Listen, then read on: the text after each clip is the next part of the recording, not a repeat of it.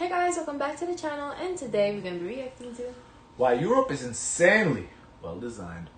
This is a map of Europe's mass transit railway system across 33 countries. The yellow lines indicate the presence of a train line, and as you can see, it's very dense. There are hardly any spaces where there isn't any... Looks like, what you call it, you know, with the stars? constellation? Yes, that's the word. Coverage for railways. Now, if we compare this to a map of railroad tracks in the US, it's a different story. While parts of the US have some good mass transit, there are large areas of the country which isn't covered by Amtrak, the nation's largest passenger railroad. To be fair though, nobody lives there, so there's no need, not that there's no need financially, and doesn't really make sense to cover those parts. But let me show you another map, this time of high-speed And rail. a lot of those parts also mountains too. The Appalachia, the Rockies too, yeah. Britain's largest passenger high-speed railways aren't going to be as common as regular speed railways, as they require excellent design, strict planning and massive investment. And yet, as we can see, high-speed rail is present in Europe, which is a stark contrast to the US, as you can see from this map. While the US does have some higher speed rail, like the Aquila line in the Northeastern Corridor, it's hardly an effective map of transport solutions. And the Aquila line isn't that fast either. You can reach about... I've never been on a train here. I don't even know what they look like. I've only been on a train in Europe. 150 miles per hour, but averages less than 70. This is not the case for Europe's insanely well-designed railroad system. And you have to remember that Europe's system accomplishes this while spanning 33 different nations in a very diverse continent. And I know what you're probably thinking. This is just because Europe is smaller than the United States, which simply isn't true. While the European Union is smaller than the US, continental Europe has an area that is about 1.04 times as much as the US. So we can dismiss this argument that the United States can't be that well designed because it's too big. Europe simply is better designed. I don't think it's too big. I think it's more condensed in terms of people, where people live, you know, so you need that. Here it shows where there's no no rails, because really there's the population is so sparse. There's just fields and mountains, you know. Like, why do you need trains there? But if you're American, you might not understand why railroad tracks or public transport as a whole is so important. I mean, driving a car works fine, right? Well, no. And Europe showcases why a primary focus... Oh, also, yeah, in Europe, you know, there's less cars than here. Here everybody has a car. On private transportation is so detrimental to a well-functioning transit system. Look at these maps. They show the US road network versus the EU's. And as you can see, the EU's road network is not nearly as impressive as the US's. And yet, when you look at some of the most congested cities in the world, European countries don't feature particularly prominently in the global rankings. This is pretty shocking information, because you'd assume that a country with a more expansive road network has a lot less congestion, especially considering the United States has devoted lots of time and money to their highways. So, how come Europe is less congested when they have fewer roads? Well, it all comes down to disincentivizing the use of cars and, most importantly, making an attractive alternative. Europe does this by having both private and public transportation. That is true. I feel like if public transit was better here, less people probably would drive, you know, but the public transit is not as good as Europe, so you kind of need to have a car. Structure, which technically the US has as well, it's just a lot worse. But on top of this, Europe makes it pretty expensive to buy, own and use a car. This is achieved by having high taxes on vehicles and gasoline. In fact, here's a map of worldwide gasoline prices. I wonder if they were to do a case study and focus primarily where they actually use the public transportation more than comparing other states, like for example like New York, because there people are more likely to use public transport than to use their own personal vehicles. So I wonder how that would comp to Europe. Yeah, that would be interesting to see, because to me, like, when I think of public transit here in the States, New York is the place. Like, people use it in New York. They say in California and San Francisco, and then also there's in Chicago, but primarily I know it's New York. I mean, it's everywhere. I've used it myself in Massachusetts too, you know, but I've used it here. I took the jitney like once or twice, you know. Because you know what's common is in New York, you could live in New Jersey but work in New York. Yeah, I was also thinking Pennsylvania too. You live in Pennsylvania and you drive to New York. As you can see, European nations are in the top rankings, while the US lies at the bottom. Oh yeah, I think the gas, the gas price too. Gas, and he said car price too, because it's just cheaper with the public transport in Europe. Because look at the gas price comparison; it's ridiculous. Charging very little. But let me be very clear, it's only a good idea to make it expensive to drive a car if you have an attractive alternative. which America doesn't, but Europe does. I mean, obviously this wouldn't work in the US with its current transportation infrastructure, but in Europe, this is a great strategy because you make the roads less congested for those who actually need them and give everyone else an affordable and efficient alternative, being Europe's amazing public transport like the trains on the railways. This is arguably the better strategy because even though the vast majority of Americans have access to vehicles at around 91% and gas is comparatively cheap, it still leaves 9% who don't have access to vehicles. What are these people who can't Can we see that for Europe? I want to see how Europe compares. afford a car is supposed to do? I mean, sometimes public transport isn't even here in the States we saw something unusual where even when the gas prices were really low, like $1 and some change during COVID prices, people were, required to stay home. The buses were also all free, but the roads were all empty. So it really depends that, because Americans, we work a lot. Everyone's on the road because they have to go to work. Yes. So I think it would be something to consider to focus on the lifestyle for the working habits of Americans as opposed to Europeans, because at some point of the day you have no one on the road or going to work in Europe, as opposed to in the US all day, all night. There's people on the road because they either have to go to work, come from work. Mm-hmm. I mean, right? If you didn't have to work, where would the car take you? The gym, the grocery store. That's it. Like if you want to, for leisure, like movies, but how often you go there. So yeah, that is true. Option, or simply too expensive for many. So you've now actively excluded those who aren't exactly most well off from society. To gyms for people or to lunch is relatively closer than to their actual work, because most workplaces they have to go. In the States, people have to go more out. Whereas there's a rhythm in the markets, and if you want to learn to listen, he's actually got rid of their public transport to make room for more cars. I'm not joking. American streetcars like trams were actually removed to make way for bigger roads. Absolutely insane. Compare that to Oslo, Berlin and Madrid, where discussions are underway to restrict or even exclude most cars from the city centre. And let's not forget that when you have cars, you also need somewhere to park them. And this is where things start to become rather ridiculous. You see, the United States has 2 billion parking spaces for 250 million cars. That's 8 parking spaces per vehicle. And I feel like there's never enough, but you're always looking for a parking space.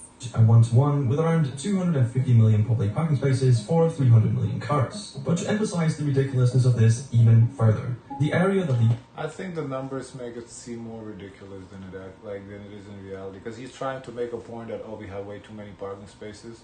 As you said, it's not really, because it's better to have more parking spaces than not enough. US dedicates for car parking is actually larger than the area dedicated for housing people. It's honestly unbelievable. I don't know if they do this in Europe, but it's also a business to have parking spaces. Yeah, and I want to know if he counts parking spaces that as a parking garage, for example, there's floors. Like we have a lot of parking garages, like 5-floor parking garages, so it only takes up so much space, like area, but it's all vertical. That people are being squeezed out of American cities due to regulators wanting to make more room for parking spaces. This simply wouldn't fly in the EU, as it has a whole policy dedicated to improving urban planning. See, the EU spent 115 billion euros between 2014 and 2020 to improve city design by making it smarter, greener and more connected. Simply meaning they allocated funds to make their cities more efficient, more connected and better for the environment. And better for the environment they really are. As the average resident But I like that in Europe, because a lot of the blue zones are in the areas of Europe where people are not really relying on a car, but instead they're walking to different locations that they have to get to. US cities such as Los Angeles or Phoenix contributes approximately 6 times more carbon to the atmosphere per capita than an average European city resident. This is purely the result of not having effective transport solutions, which saves resources and allows people to move about efficiently. And exactly that, moving about efficiently, is something most of Europe's citizens are able to do as a result of the European Union. See, most of Europe's nations are in the European Union, which gives the EU citizens a number of perks, which includes a free travel area. This has been one of the most important achievements of the EU, as it makes it possible for an EU citizen to travel freely to other EU member states and stay for up to 3 months. All they need is a passport or even just an ID card. No visas, no trips to embassies, no form filing, just head straight over. This makes it incredibly easy to travel, study, and work in other countries and communities. Yeah, And having that's this true. level of centralization is very important to good design, as it gives the smartest people the opportunity to work where they are most useful. And since good design obviously requires a lot of complicated problem solving and planning, this is very smart. Another smart thing is the incredible biking infrastructure we see Like in for Europe. example, you know, some people who can live in one country but fly out like on a Wednesday to go to work at another country on a Friday. Perfectly illustrated by this map of bike path density in Europe. All the purple lines are bike paths, and there's clearly a lot of them, especially towards the left side of the map, but that's just because this is the home of the Dutch, the Netherlands. Now, the funny thing is, I won't be able to compare this to a map of bike path density in the United States, because such a map hasn't been made. At least I wasn't able to find any, and I can only wonder why. But anyway, what Europe and also the European Because we don't really have bike roads like that. Union has achieved is pretty remarkable, as it's hard to think of another set of such diverse countries where you would be able to travel so freely, in an efficient and inexpensive manner. I mean, you can literally get from Paris to Amsterdam, for example, in just 3 hours for around $30. Imagine being able to travel all over Asia without any border crossings, actually checks, really or cool. visas, and being able to stay for months at a time. For That would be truly $30. amazing. That's pretty And let's not nice. forget that European design has always been distinctive and very successful. In fact, the continent's history of design and interconnectedness serves as a model for the rest of the world. But even though Europe and the EU are pretty great and have amazing infrastructure, they obviously aren't perfect. And I'd love to hear some of the reasons it might not be, so leave a comment down below if you have some thoughts on this. But I think what he didn't consider is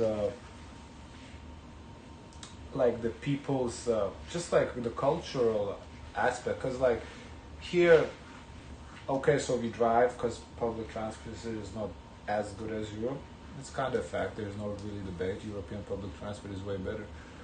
But if let's assume for sake of argument that they did infrastructure like the way it is in Europe, they made it perfect. It's easy to take public transit.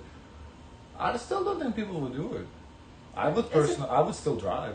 I don't like public transit because I just like my own space, and I like being on my own schedule. I don't have to be on someone else's schedule, so I would still drive. The only time I would say I would take like a train, inner city, like to go to another city, especially if you go like 3-4 hour drive.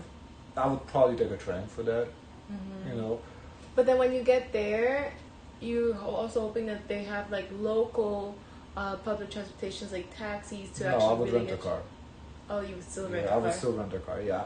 Now I don't exactly like the Because long that's the distance driving. caveat. Because the caveat is you could ride public transportation, but to actually get to where you're going, you're gonna have to Yeah. request some sort of like taxi to get you Yeah, there. I don't really like long distance driving, but within the city, I would not use public transit personally. Like I feel like How? You're from Europe. yeah, and I don't like it. I've used it. I don't like it. But just because I'm from Europe doesn't mean I agree with everything that is in Europe.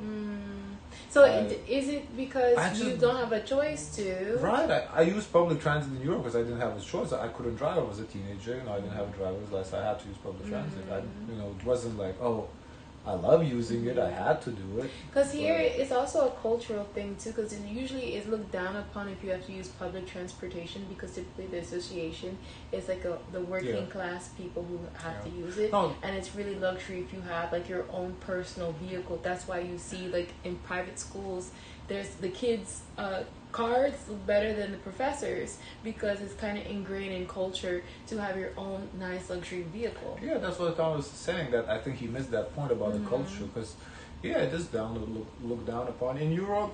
I don't think it was, at least in Lithuania, it wasn't looked down upon, but having a car was a luxury.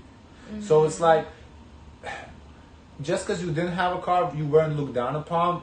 But if you did have a car, you were like looked up upon. Let's say that way, because like it's a luxury because he described why. There's car taxes, cars are more expensive, and the gas is super fucking expensive too. So it is a luxury to have a car versus here is just a norm.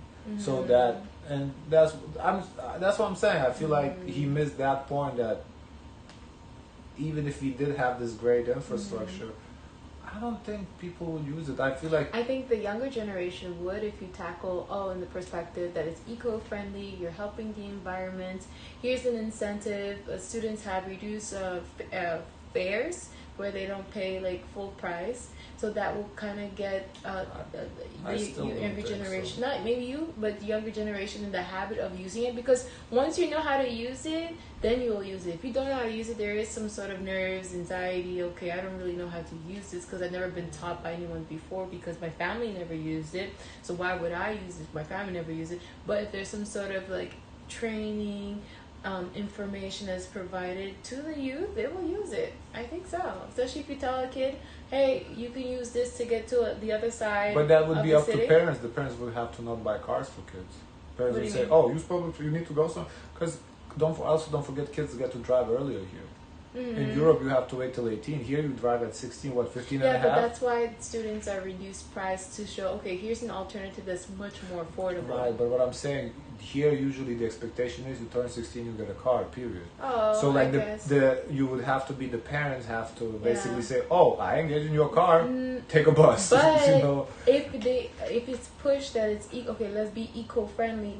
The younger generation, they really do care about the environment and how they contribute as humans. I think they more care about being cool than about and that's environment. cool. Being eco-friendly is cool. I think having a car is cool. more No, than being I don't. I eco-friendly. don't think. I think there's a lot. I think you're looking at it through your lenses as opposed to someone who's like young. You know. Maybe times have changed. I don't know. Guys, of course, let us know your thoughts. Don't forget to like, comment, and subscribe. Join the Discord, and as always, share as much kindness as possible.